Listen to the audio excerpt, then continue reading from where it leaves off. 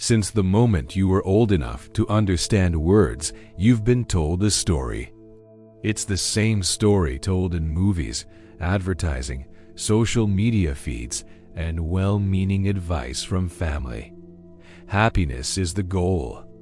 Get the right job, find the right person, earn the right income, live in the right place, and happiness will be yours. But here's the thing no one tells you. Your brain was never built to let you stay happy for long. Not because you're broken, but because evolution designed you to survive, not to be content. This is the paradox of happiness. The harder you chase it, the more it slips through your fingers. To understand why, we need to talk about a concept psychologists call the hedonic treadmill. Coined by Brickman and Campbell in 1971, it describes our tendency to return to a baseline level of happiness no matter what happens to us. Win the lottery? You'll get a spike of joy, but within a year, research shows you'll likely feel about as happy as you did before. Lose a job? Your happiness will dip, but eventually, you'll climb back up to roughly the same emotional set point. Daniel Kahneman, Nobel Prize-winning psychologist, described this as one of the most stubborn patterns in human psychology, the inability to hold on to emotional highs for long. And here's the cruel twist. The more you believe happiness is something permanent you can reach and hold, the more frustration and dissatisfaction you'll feel when reality drags you back to baseline. The brain evolved to keep scanning for threats, to keep seeking more resources, to keep solving problems.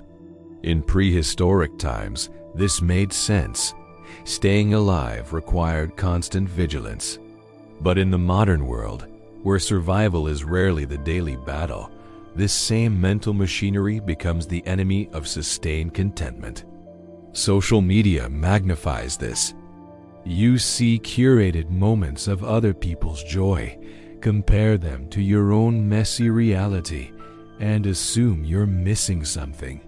This triggers what psychologists call relative deprivation, the feeling that you're worse off than those around you, even if your actual circumstances are fine. It's why a billionaire can feel poor if they're in a room with people richer than them.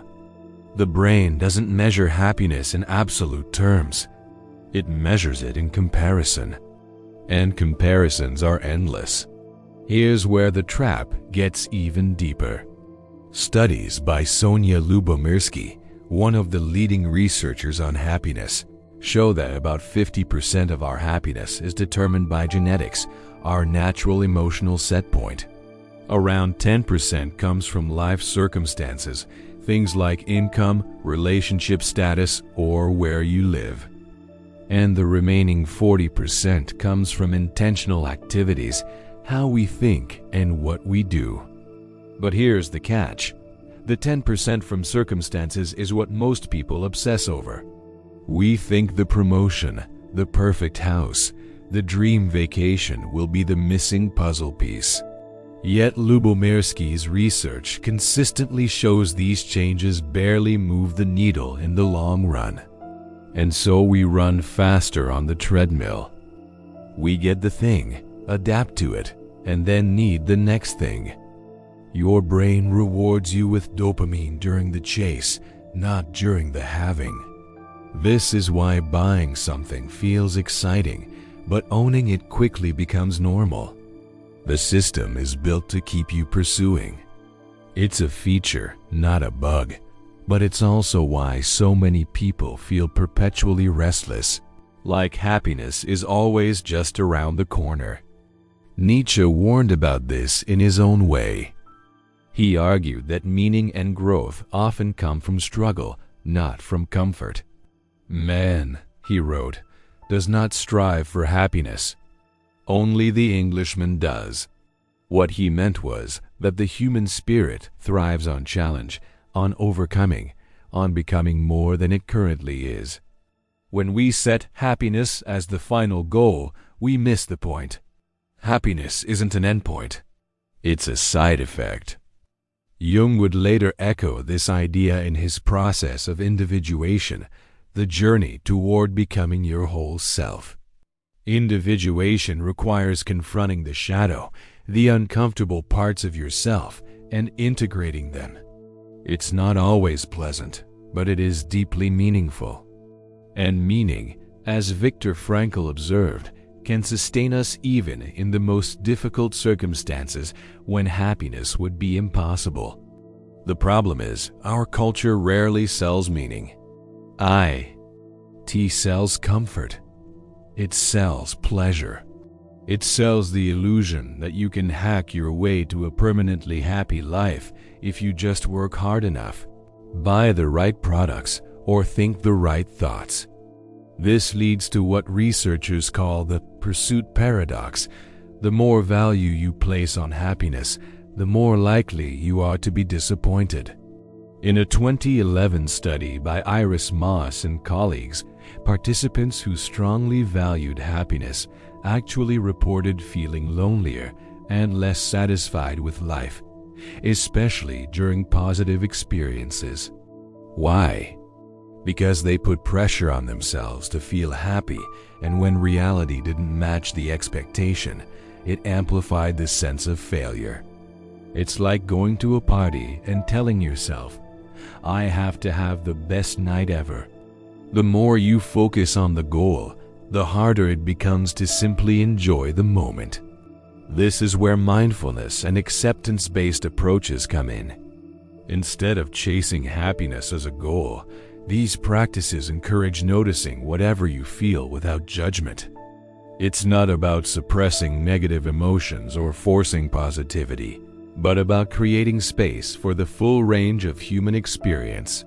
The irony is that when you stop demanding happiness from every moment, you often start to feel it more naturally. Think about the times you've been most at peace, maybe sitting by the ocean, lost in a hobby, laughing with friends. You probably weren't thinking, "Am I happy right now?" You were just present. The happiness was a byproduct of engagement, not the object of pursuit, and yet, the pull of the chase is strong. The brain's reward system is wired to seek novelty, to release dopamine when there's something new to gain. This makes us vulnerable to what psychologist Tim Kasser calls materialistic values, the belief that possessions and status are the path to a good life. His research shows that the more people prioritize these extrinsic goals, the lower their well-being tends to be. Not because money or success are bad in themselves, but because when they become the central focus, they crowd out the intrinsic goals that actually sustain happiness, things like personal growth, close relationships, and community. We see this in the endless cycle of upgrading, the bigger house, the newer phone, the fancier vacation. Each purchase gives a short-lived buzz, then becomes the new normal, and the baseline moves again.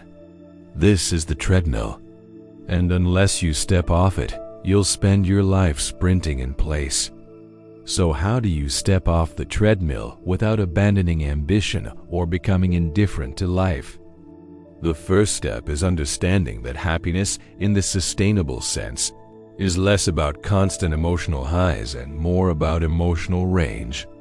Positive psychology researcher Barbara Fredrickson found that people who experience a healthy ratio of positive to negative emotions, roughly 3-to-1, tend to thrive. But that doesn't mean eliminating the negatives. It means accepting them as part of the whole. Think of life like a piece of music. The pauses, the minor chords, the moments of tension are what give the melody depth and meaning. If every note were bright and loud, the song would lose its power. The same applies to our emotional lives. When you chase only the high notes, you flatten the music. One of the most counterintuitive findings in psychology is that people who allow themselves to experience discomfort, boredom, sadness, frustration, without immediately trying to escape it, often end up feeling more satisfied in the long run. This is the principle behind acceptance and commitment therapy, ACT, developed by Stephen C. Hayes. ACT teaches that instead of running from unpleasant emotions, we can let them coexist with our actions toward meaningful goals. This doesn't just reduce the struggle. It shifts the focus from how do I feel right now to what kind of life do I want to live. That shift is crucial because feelings are fleeting, but values can anchor you. When you build your days around values like creativity, compassion, curiosity, rather than around the pursuit of happiness itself, you create a sense of purpose that endures through ups and downs. Neuroscience supports this. Studies on brain activity show that when people engage in activities aligned with intrinsic values, they activate the brain's reward pathways in a more sustained way than when chasing extrinsic rewards like money or status. It's not that you shouldn't want those things. It's that they can't carry the weight of your entire life's meaning. Yet society constantly nudges you to believe they can. This is why it's important to interrogate the stories you've absorbed. Every culture has its myth of the good life, a set of assumptions about what will make you fulfilled. In consumer-driven economies, that myth tends to revolve around achievement, acquisition, and image. But if you look historically, you'll see that what counts as success has shifted dramatically. The Roman philosopher Seneca warned against this 2,000 years ago, writing that, "It is not the man who has too little, but the man who craves more, that is poor." His point still holds. If your happiness depends on always having more, you will always feel the lack. Another trap is the belief that you can finally arrive, that there's a point in life where you'll have ticked all the boxes and can just coast in bliss. Psychologists call this the arrival fallacy. You graduate, you get the job, you find the partner, and for a moment you feel complete. Then, almost imperceptibly, the itch returns. You start looking for the next milestone. This is not because you're ungrateful. It's because the brain adapts.